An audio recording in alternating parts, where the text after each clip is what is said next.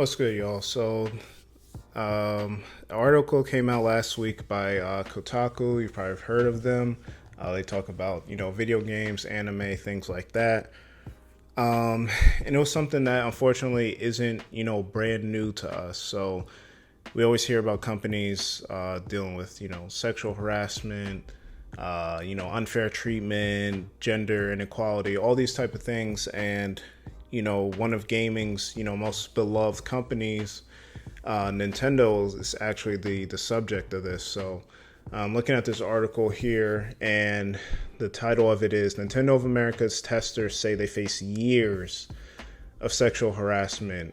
Female game testers at Nintendo had frat house, in quotes, experiences within a gaming company known for its wholesome image. So I just want to start this off by saying that, obviously this is unacceptable.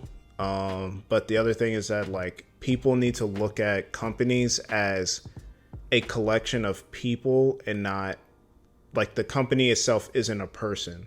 So, like, when you hear a company gets in any type of trouble like this, Nintendo, and you say, like, oh, they have this image of, fun, family, and stuff like that, it's like they're a collection of people. So certain people in the company aren't upholding their values, and that's kind of what happened here. So, we'll read a little bit of articles. So it says 2 years ago, a contract game tester named Hannah, which is not her real name, obviously, had a harrowing experience that led her to quit her dream job at Nintendo of America after nearly a decade.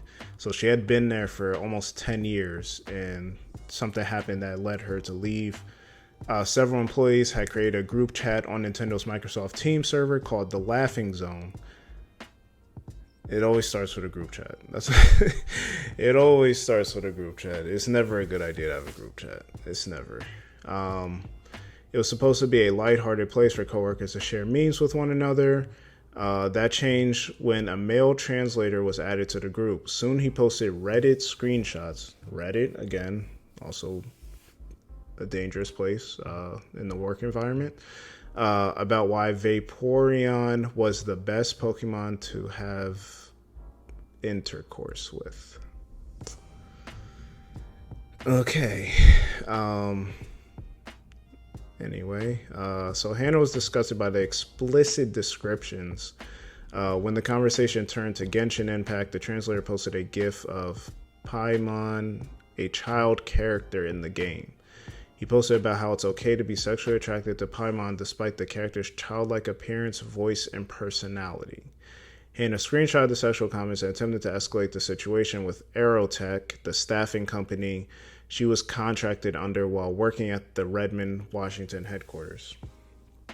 So, a couple things to touch on there. Number one, like I said, some of these, you gotta be careful with being in some of these group chats at work. That's number one. Number two, you gotta be careful what you're even posting in there. Like, some people don't have your same type of humor. I mean, in this case, it's not even about humor. It's more just like inappropriate thoughts and stuff like that. And it's like, I get everyone has their own like kinks and attractions, and even with cartoons and all that. But it's like, when you talk about Pokemon, like, if you guys know like what Rule 34 is, it's like you're in a whole nother realm of that. Like, you need to keep some of that stuff to yourself. Like, a lot of people aren't trying to hear those kind of things. So Nintendo is almost like a nightmare. It's sad because I love Nintendo, as most people do. I grew up with Nintendo, as most of us did.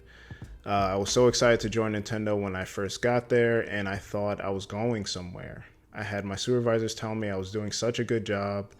But by reporting the incident, she had set off a chain of events that led her to quit her job testing Nintendo games. So I think the other part of this was the fact that she was a contractor, which people are trying to like make as a point against her, as if she's not supposed to be treated, the same as regular workers. On Nintendo's career page, roughly 25% of their roles are advertised as contract basis. So this is a big sector of their workers. And, I've worked in warehousing, so like I know about contract workers, temp associates, things like that. And, they do have different, guidelines and managers and stuff like that. But like that, if you're in the building, you should be treated, like a person and not have to be subjected to certain things. So it says the problem was that women were both underrepresented among contractors, but also not often hired into full-time roles. So that's a big thing. It's like their main thing when you're a contractor is you want to try and get that permanent position, and they're not doing that for a lot of the women and, for these roles. And that's another part of this. So 5 sources who worked at Nintendo estimated that the percentage of women contractors in testing hovered at around 10%. Which is crazy. Like when you think about it, if 10 people were standing in front of you, only one of them would be a woman. So just think about that. In some projects that sources worked on with several dozen team members, women on the team would number in the single digits. This discrepancy can be explained by the fact that many Nintendo games were not tested by staff who were classified as Nintendo employees. There were employees who worked under the contracting company Aerotech. But even among full-time employees, 37% of Nintendo America's salaried employees are women, and only 23.7% of its managers are women globally. So, I mean, this isn't something that's like, just particular to Nintendo. It's kind of the workforce in general, especially in certain industries. And it is a shame because there are a lot of female gamers out there, people who want to work, and they're into it as well. And it's even saying here like one of the males in her testing department was making $19 an hour and she was making $16, which is that's a $3 difference, which is like, it doesn't sound like a lot, but like over the course of a 40-hour week, that's what, $120 difference on the check. So that's a lot. She even goes on to say that she claimed that Aerotech management warned her to be less outspoken after she reported the incident. She said that her friends from the work group chat blamed her for reporting the incident, that the only repercussion the translator faced was being assigned sexual harassment training. And that's kind of like a Band-Aid situation. And Aerotech had previously fired one of his contractors for making comments about the color of Hannah's underwear, but the translator who made the sexual comments in group chat was a full-time Nintendo employee. So that's also where this thing gets sticky, and that's why I mentioned her being a contract worker, because Nintendo or Aerotech fired someone who had sexually harassed her before, but they were an Aerotech employee. The fact that this is a Nintendo worker is, it's kind of out of their hands, but it says that he did receive sexual harassment training, which obviously had to come from a Nintendo higher up. And I guess, then this comes down to company policy, right? So was that enough for him? Who's to say? Like, him posting certain comments and stuff like that is, obviously inappropriate, so he got the training. Like, should he have been fired? I don't necessarily think so. Should he have been suspended for 2 weeks without pay or something like that? It's like, it's up to the company's discretion. It depends on their policies, and that can get pretty sticky too.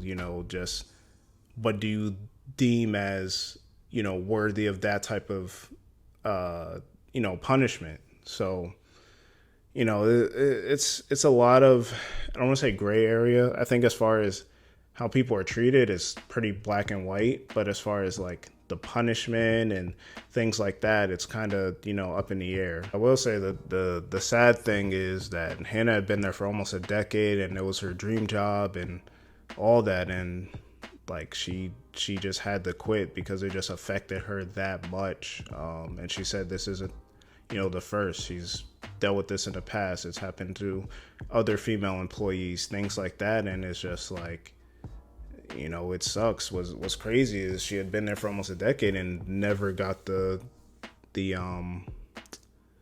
the full-time position. So, obviously not to just take one person's side of the story. Kotaku spoke to 10 different sources for this article who worked at Nintendo at different points of the past decade. That's important too, so you can get a broad range of different time, different people working, different environment, things like that. And it says they told a story of a corporate culture where sexist behavior was commonplace. Very little action was taken to address it. Most requested anonymous. I don't know that word. They want to be anonymous because retaliation could mean loss of job opportunities throughout the gaming industry. And like that's another thing. People feel like, you say anything, it's not just you getting blackballed or fired from your job. You're like word spreads across, the whole industry. Now you can't work for anybody. So, there was a statement from Doug Bowser, who is the Nintendo of America president. So he said, zero tolerance for inappropriate conduct at Nintendo, including harassment, discrimination, or intimidation.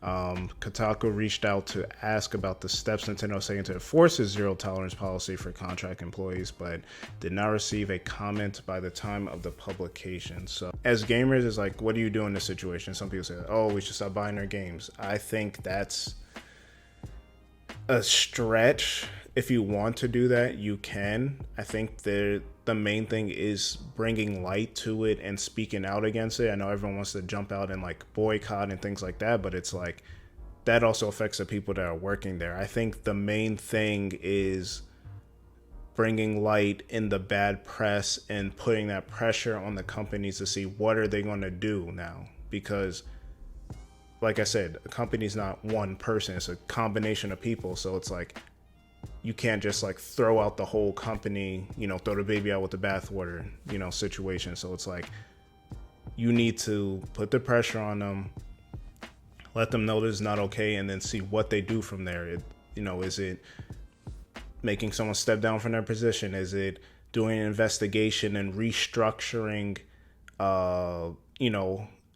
type of relationships with managers and people under them, making them giving a actual roadmap of how these employees can get promoted, and checking like actual in-depth of like when people get promoted, what was the criteria? Was it just, oh, they're friends and they're a guy, and things like that? But unfortunately, this isn't the only industry that this happens in. It's not company specific or anything. It happens everywhere. It happens every day, unfortunately. And these people just need to be held accountable. Let it be known that it's not okay. Punishment will be given, and hopefully people can just feel safe at work. But let me know what you guys think. It's a sad situation, but I'll catch you guys on the next video.